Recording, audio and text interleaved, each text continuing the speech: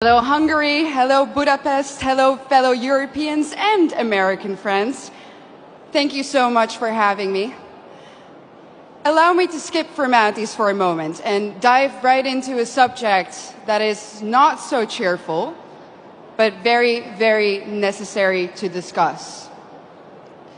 Let me walk you through the past 7 days in Europe. This week in Stockholm, 3 elderly women in their 70s were stabbed in broad daylight on the streets. In London, 4 people were stabbed in a time span of just 42 hours. In Paris, hundreds of African migrants took to the street to riot. And in Brigalow, also in France, yet another church was burned down to the ground. And that, ladies and gentlemen, is just a few incidents in just a couple of days on our beautiful continent. But we all know that these incidents aren't incidents anymore. If there's one thing that's for sure, is that we know, and our governments also know, that there is a link between mass migration and crime.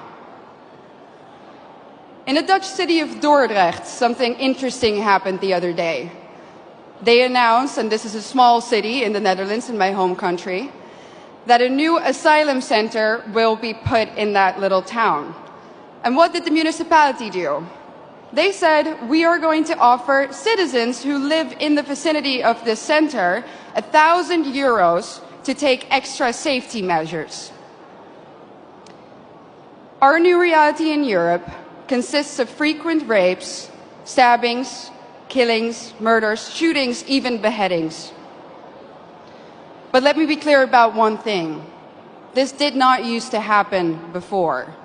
This is a newly imported problem. Samuel P. Huntington predicted this over 25 years ago when he wrote, and I quote, "In the new world of mass migration, the most pervasive, important and dangerous conflicts will not be between the social classes. They will not be between the rich and the poor. They will be between peoples belonging to different cultural entities. Tribal wars and ethnic conflicts will occur within civilizations." Well, boy, was he right. And the worst part is, we as a society seem to have become indifferent to it. When another white boy or white girl dies at the hand of an immigrant, we might shake our head, we might let out a sigh, we might even get angry for a minute or two, and then we go on with our lives. We offer the family thoughts and prayers, but nothing ever changes. Ladies and gentlemen, what does that say about us? This is a response of a society that has already given up. A society that has already accepted its defeat. But is this true? Have we given up? Do we really accept the new reality that our globalist leaders have in mind for us? I know one thing for sure. And that is that if nothing changes, if we don't start to seriously fight for our continent, for our religion, for our people, our countries, then this time that we live in will go down in history as the time in which Western nations no longer had to get invaded by hostile armies in order to be conquered. This time will then go down in history as the period in which the invader was actively invited in by a corrupt elite. And not only did this corrupt elite invite the enemy in, they made the native population pay for it too. Everyone who has eyes can see it. The native, white, Christian European population is being replaced at an ever-accelerating rate.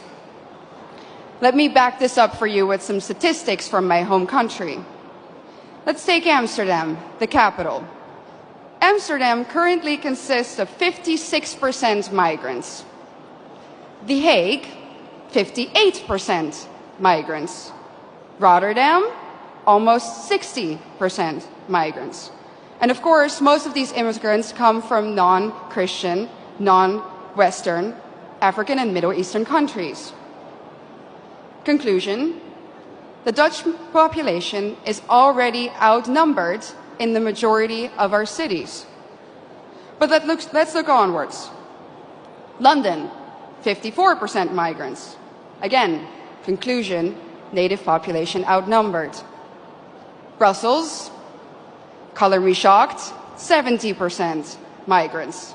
Conclusion, native population majorly outnumbered. And other Europeans will of course follow suit soon if they haven't already. So I'm going to draw the forbidden conclusion here.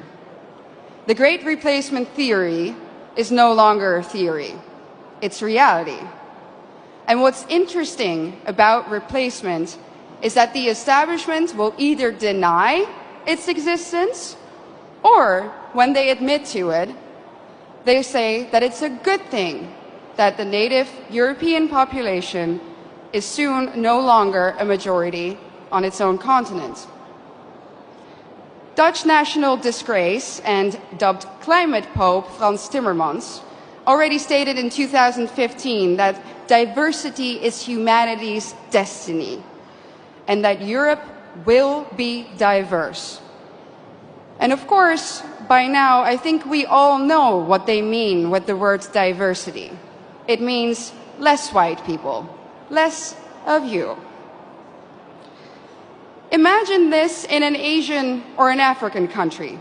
Imagine their leaders rejoicing in the fact that their people will soon no longer be a majority in their own country.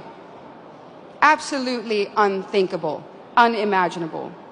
So what in the world is wrong with our leaders? The underlying sentiment of what they say is always the same.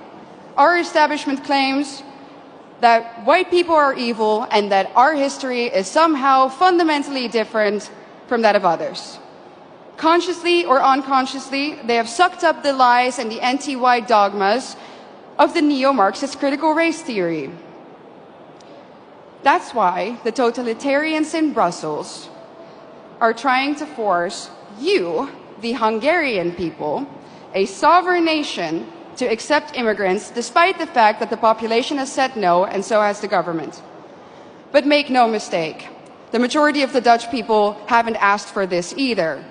Just like Brussels is forcing Hungary to accept these hordes of immigrants, they are doing the same now, even in the smallest of towns in the Netherlands. No part may remain Dutch in the traditional sense of the word. No part of Europe may remain European. And it's not difficult to understand why.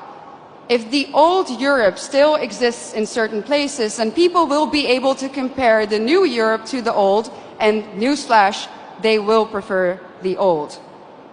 That's why the Eurocrats hate Hungary so much. And their message is clear. Our way of life, our Christian religion, our nations, they have to go, without exception. Their vision of the future is the neoliberal, unrecognizable Europe, where every city becomes kind of like Brussels.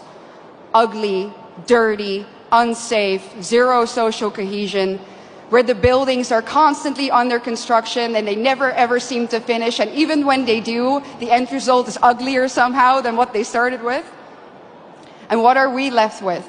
A permanent state of isolation, confusion, and disorientation.